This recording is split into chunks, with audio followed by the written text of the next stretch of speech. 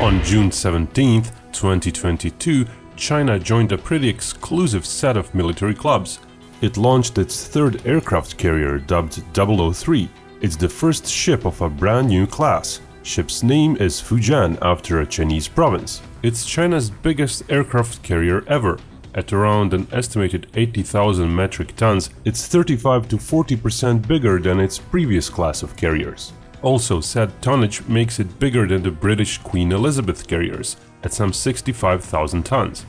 Finally, said tonnage puts it in the so-called supercarrier category. The US Navy is the only other user of such large carriers. It started the supercarrier category back in the 1950s with the Forrestal, and no other country has come close in carrier size since, until now. Only the US Nimitz and Ford carriers are bigger, at close to 100,000 tons. With 3 carriers in the water and in the fairly near future in active service, China will have the second largest number of carriers in service after the US Navy, of course. Up until now, China was tied with Britain in second place with 2 carriers each. Last time anyone had 3 proper carriers, other than the US, was in the 1980s, when Britain operated smaller commando carriers. The Soviet Union also operated multiple Kiev-class helicopter carriers in the 1980s, which also featured Yak-38 fighters. Labeling those as proper plane carriers is debatable. Another first for China is going to be the move from a short takeoff launch system using a ramp to a catapult-assisted launch, using electromagnetic catapults. The big long tents are sheltering catapult trenches, still being worked on. EM catapults is a technology that the US started using only recently, with their newest Ford-class carriers. Satellite imagery of the Chinese carrier has been fairly ample, so various dimensions can be fairly accurately measured. The carrier seems to have the main deck that is 316 meters long. Deck's maximum width is just under 78 meters, while the overall width reaches 85 meters. Ship's waterline beam, as measured using satellite images of the hull while it was being built, seems to indicate a hull as wide as the US Forrestal class. Having a few meters wider and some 20 meters longer hull than the previous Chinese carrier, the 003 will feature a wider and longer aircraft hangar beneath the main deck. Coupled with the larger area of the main deck, the 003 is sure to carry more planes than China's previous carrier.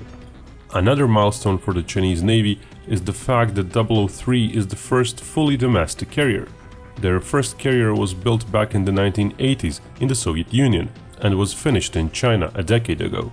Their second carrier, although fully built in China, was still largely based on the blueprints of the Soviet Kuznetsov class. The 003, however, is a brand new domestic design, though evidently still somewhat similar in certain regards to the 002, mainly because of propulsion system constraints. The 003, despite its size, is conventionally powered, using oil boilers to generate steam for its steam turbines. An aircraft carrier is nothing without its aircraft, and while it's a bit premature to estimate its service entry, the next generation of fighter jets is already in development for the new carrier.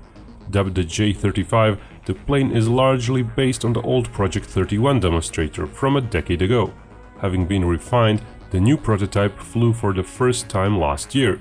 It's likely that the 003 will still enter service with a mix of J-15 and new J-35 planes, though said service entry is still a few years away, as for all complex ships like carriers. Given that it needs to be fitted out, that test runs and possible modifications after the tests need to be performed, the ship is unlikely to be actually commissioned into service before 2025. Give or take a year.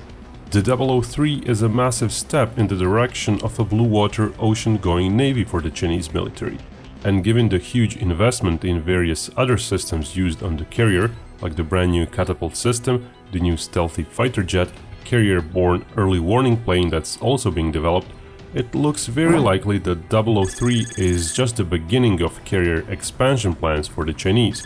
This launch of the 003 is a sign of a new era for their navy.